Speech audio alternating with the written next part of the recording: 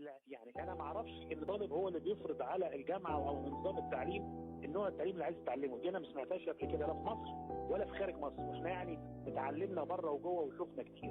مفيش حاجه اسمها كده. الطالب هو بيجي عشان يتلقى العلم. وبعدين احنا قلنا حاجه جميله قوي، قلنا له لو حضرتك خايف انك انت تنزل وعندك هاجس او عندك احساس انك انت تعبان او عندك انت مخالط حد او عندك حتى شعور انك انت مالكش نفس، يا سيدي تقدم بطلب وما تروحش خالص وما تجيش خالص، تقدم بطلب يا. احنا مش بنفرض ازاي نتعلم يا سيادة الوزير. احنا طلبة جربت النزول وشافت في خطر على حياتها. احنا طلبة شافت الإصابات بعينها. احنا طلبة شافت الإصابات من زمايلها ودكاترتها ومعيدينها. يا سيادة الوزير، الإجراءات الاحترازية ما قدرتش إنها تحمينا.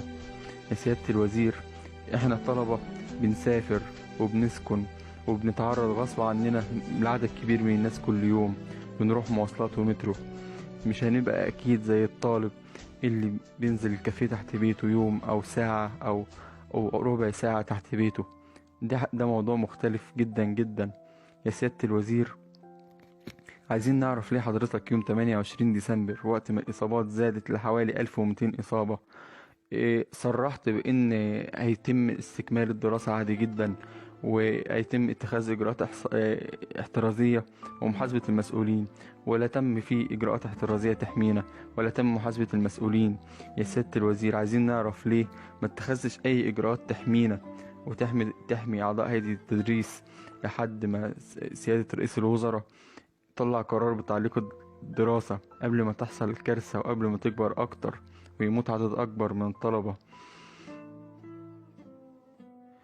وبعد كده كملنا دراستنا عادي جدا أونلاين، والإصابات قلت في مصر كلها، ووصلنا الحمد لله لحالة من الاستقرار في الإصابات، والوضع بقى أحسن من أول كتير. ليه بقى تاني نكرر نفس الغلط اللي عملناه قبل كده؟ احنا لقينا ان الأأمن لينا والأحسن لينا ان احنا نكون نتعلم أونلاين. ليه نرجع تاني نكرر نفس الغلط؟ ليه نرجع تاني نسبب زيادة الإصابات؟ كل إصابة جديدة، كل معاناة جديدة احنا هنسأل عنها قدام ربنا. لازم لازم لازم ناخد أي قرار يساعد ولو في الحفاظ على صحة واحدة. أمال لو في حياة وصحة لملايين الطلبة،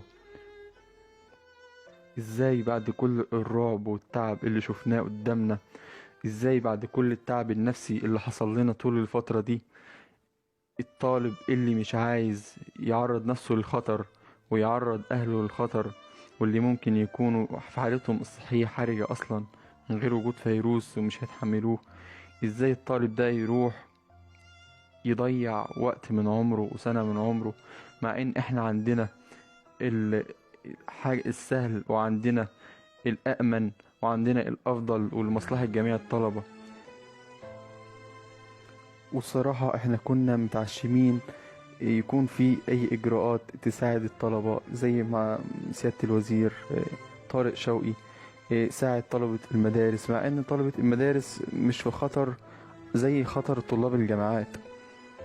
يعني طلبة المدارس قريبة منهم وغالبا مش بيضطروا للحضور، انما طلبة الجامعات مطالبين بالحضور، وفي حالة عدم الحضور بيكون في فصل إجراءات كتيرة.